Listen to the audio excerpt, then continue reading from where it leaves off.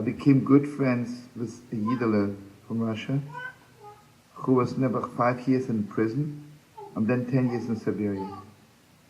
And he came back and never one foot was frozen off. It was very crazy. I met him at a concert, and I walk up and say hello to him, and a lady next to him says to me, he doesn't understand Hebrew, he's just one day here from Russia. I see his shine from one corner of the world to the other. I think I told you this story. Doesn't matter. I'd never bar mitzvah. He was never in a shul. He just wanted to be a Jew, but he didn't know what it is. The next Shabbos he came to the Holy War, and someone came who spoke Russian, told him. They called him up. Josh was there. Josh called him up to the Torah. We called him up to the Torah, and the mamash fainted, you know. He didn't know that something so beautiful existed, that a Jew can be called up to the Torah, you know. I mean, I'm called up all my life, I never fainted. He was so sensitive, you know. Anyway, I come back, and he says to me, Baruch Hashem is getting married to a girl from Kiev. So I asked him, anybody's making a wedding for you? He says, we'll have a little wedding. I said, listen, I adopted you as my brother, at least let me do one thing for you. Listen to this. We made the wedding 1 o'clock at night. It was Monday before Rosh Hashanah, 1 o'clock at night on the beach in Tel Aviv. I went to all the big hotels, Sheraton, Hilton, Plaza, all the big hotels, to throw down psychedelic lights to the beach from 12 o'clock on, you know. And, the hotels, the really sweet people, told them the Kilo from Russia, had 1 foot, was frozen off in Siberia, getting married, Baruch Hashem. And neither of them have anybody in the world, you know. And, they were ready to send down, food for 2 million people, whatever there was. Especially those lights were going on from 12 on. And all the people who walked down on the beach or on the boardwalk, they asked what's going on. It's a wedding, right? So I want you to know something, this is not even an exaggeration. I asked people, do you know that Abraham, Isaac, and Jacob and the 4 mothers were here? The wedding? It was clear to everybody that were there, Everybody could swear, but mamash, there are no 2 ways about it. I asked the Chavra, was it clear to you? Did you know that Elijah the prophet was there?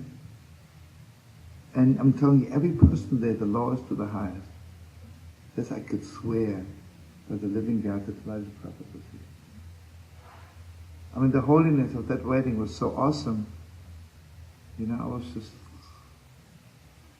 Anyway, after the wedding was over, made a little fire by the beach. It was mamish by the water.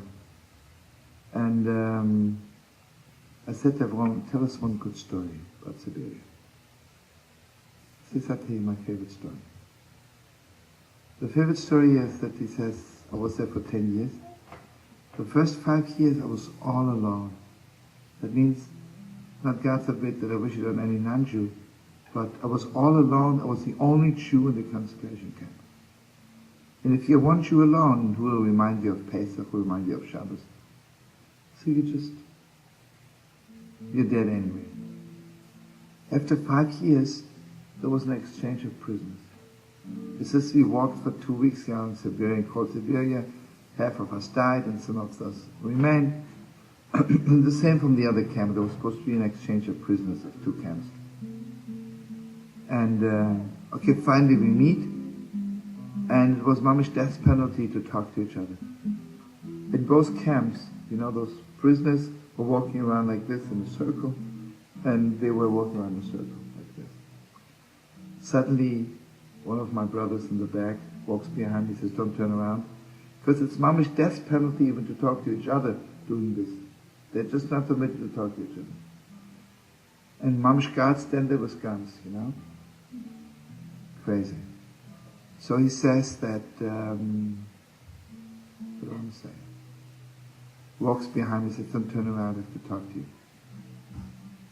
Listen to me, he says, in the other camp, there's also one Jew who's there for 5 years, has not seen a Jew yet in 5 years. And He says, even if both will be shot, you and him, it's worth it. He has to talk to you right now.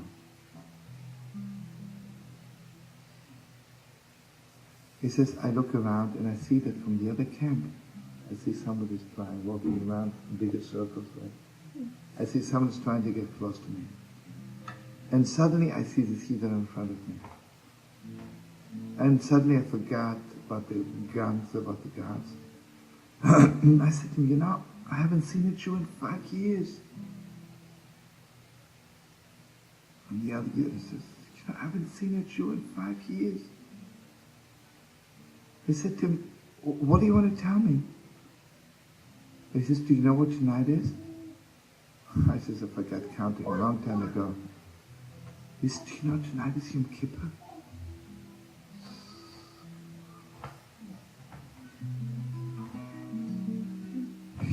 She tore my soul out. And I said to him, you know something? I'm not religious. I have never been in a synagogue. I know a little bit about Yom Kippur, but I don't know any prayers.